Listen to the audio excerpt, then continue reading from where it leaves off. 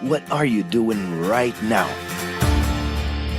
Is it something that you really love? Millions of people at this very second are doing exactly what makes them happy.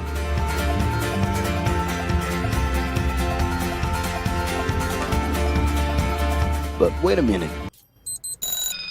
You spend a big part of your life working. And any job has the potential to drive you insane. I think this is a good time for a break. But, of course, there's a bright side.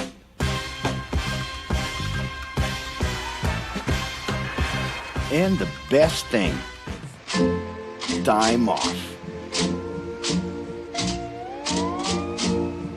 As a matter of fact, the way we work influences new trends and behaviors in society.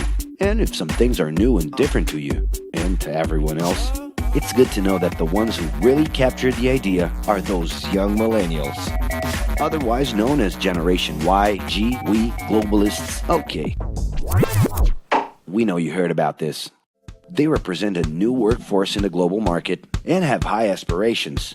Half of them already have or plan to open their own businesses. Because of their digital, liquid, and collective mindset, they are affecting the way we produce and work in the future. Sounds complicated? Actually, keeping things simple was the motto that baby boomers worked by in the 60s and 70s. Rules were a lot clearer back then. The workspace was confined to the office.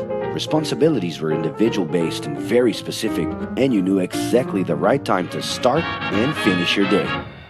At that time, after the World Wars, the institution represented the security that everyone was dreaming about.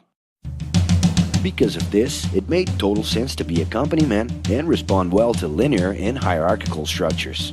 But be careful. Once you chose a career, it was a decision that would pretty much last for the rest of your life. Older workers would teach young ones because putting in long years of experience was essential if you wanted to grow within the company. Having a job would guarantee social status and was the first step towards marriage and a first kid 9 months later. Work didn't mix with personal life. No bringing work home. But baby boomers worked a lot. It's been a hard day's night. And this had to do with keeping a deep sense of discipline and honor.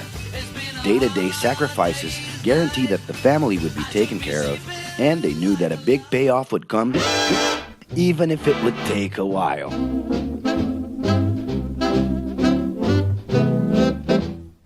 However, Generation X redefined the time relationship between work and reward. Super confident, extroverted, very competitive, and doing everything in their power to achieve quick growth, these guys were always on the lookout for better offers. A profitable idea could easily put them into a leadership position based on meritocracy without taking their experience into account.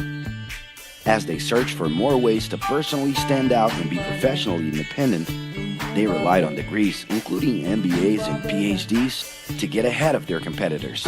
Pressure, pushing down on me, pressing down on you. No man has spoken. In this more individualistic style of thinking, a nice wardrobe and a business card could help them close better deals and expand their network. Being in the right place at the right time is what would define the work schedule. Business time was extended into the happy hour.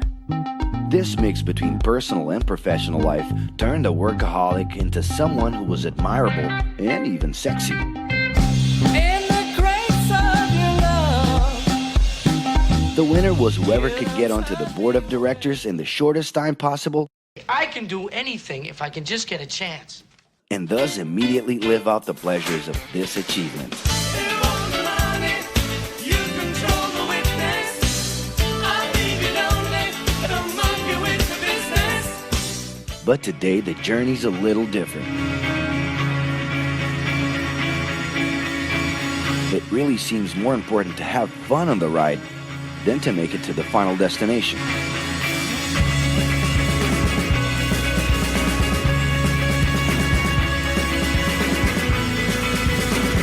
Ironically, millennials, those unpredictable kids, are the ones perfectly translating this new vision.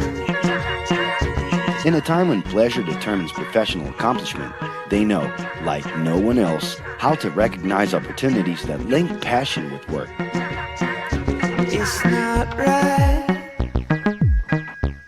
but it's now or never. The creative economy, new professions, an entrepreneurship boom, and the new collective power are painting a brilliant and never-before-seen scenario.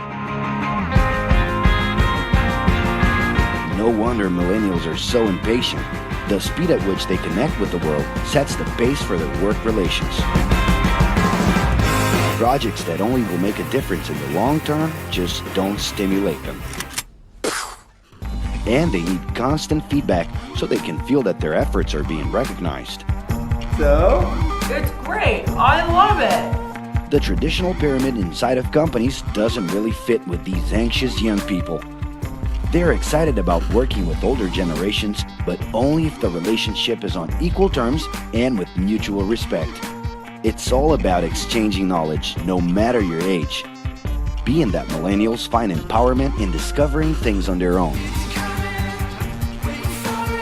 It's natural for them to diversify their channels and seek out informal types of education instead of simply picking out a major. In the end, professional commitment is not just a norm. It's something that naturally comes from truly engaging experiences. Besides having a job, it's become more important to have a purpose that can be carried out in different forms at the same time. Mobility, shared workspaces, home offices, and the possibility to create your own hours make work always present, anytime and everywhere.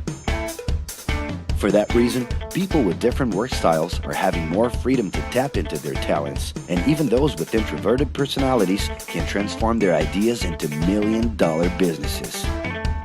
Yes, you can stay in your pajamas as long as you maintain an updated and attractive profile across your social network.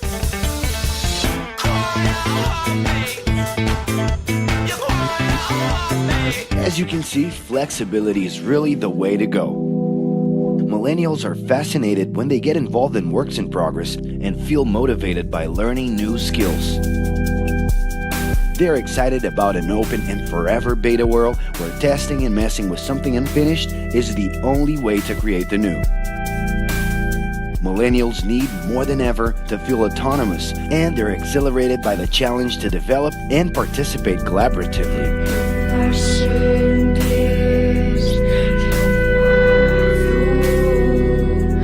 They can change direction quickly and don't let attachments hold them back. It's about living better in the present with no illusion that the future can be controlled.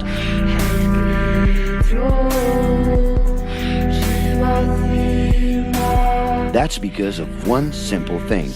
Whoever adapts more easily can evolve along with the changes. And if you feel overwhelmed by everything so far and are looking for the right answer, well, sorry. We're still going to ask you another question. Are you doing what you love right now? No. So start.